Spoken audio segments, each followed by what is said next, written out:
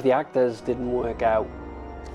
Jurgen's Austrian, and you know, one of the characters, Dr. Irvine, of course it's not his real name, happens to be, you know, of German descent. And I thought, okay, well, I'd never crossed my mind, I don't know. But you know, known each other for a long time. Jurgen worked with my wife years ago at the French Culinary Institute. And yeah, I don't know, we were having coffee and, you know, talking about one thing and another. And I mentioned that this, you know, this actor didn't work out. And he told me a story about how he's an obsessive. He loves musicals. He loves musicals, especially Phantom of the Opera.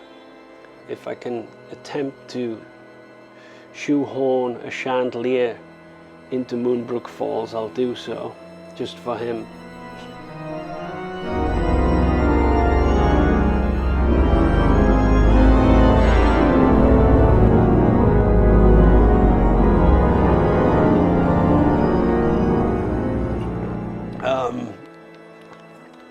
You know, and he tells me the story that, you know, he actually came to New York originally so that he could pursue a career on Broadway as a singer, a performer.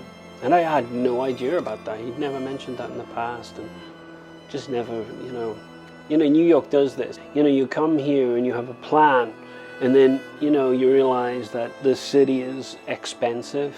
It's a little bit of a battle, you know, so before you know it, you're like, right, I have to put food on the table, put a roof over my head. What am I going to do? I need an apartment. It's like, oh shit, you know, it gets real. And then other things can happen, you know. I mean, my story is crazy.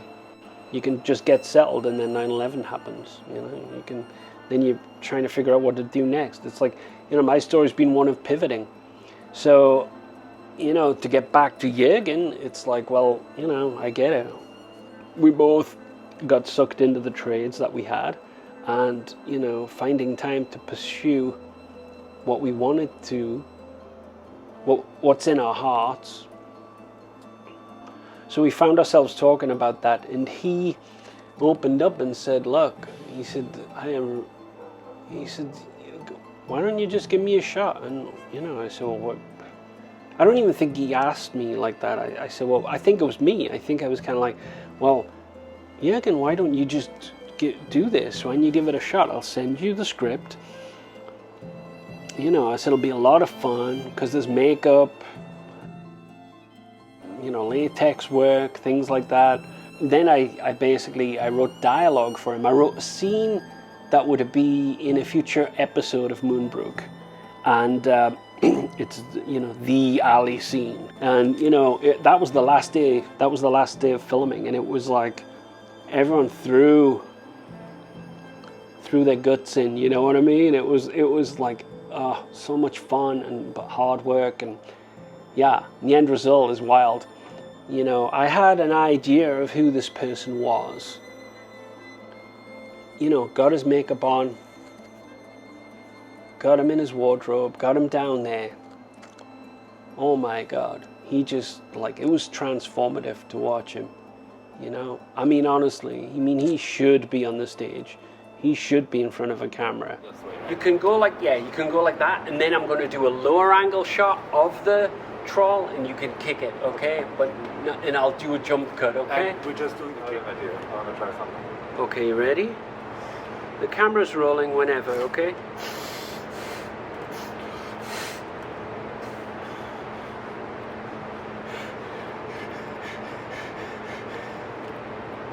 Lass mich dich vor vielen Jahren des Grauens bewahren.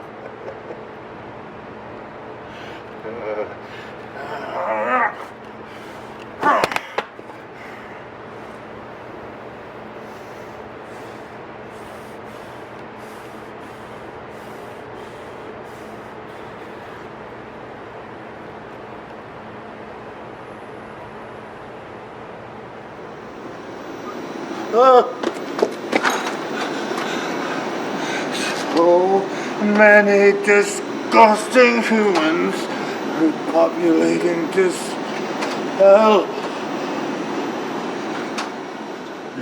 There were some takes where he just literally broke down in tears.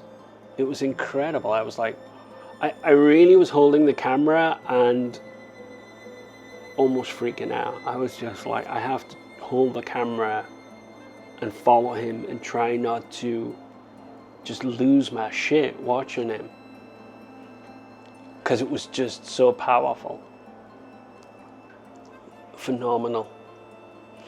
Anyway, I sound like I'm kissing his ass, but it really was like a wonderful moment where I was just like, good God,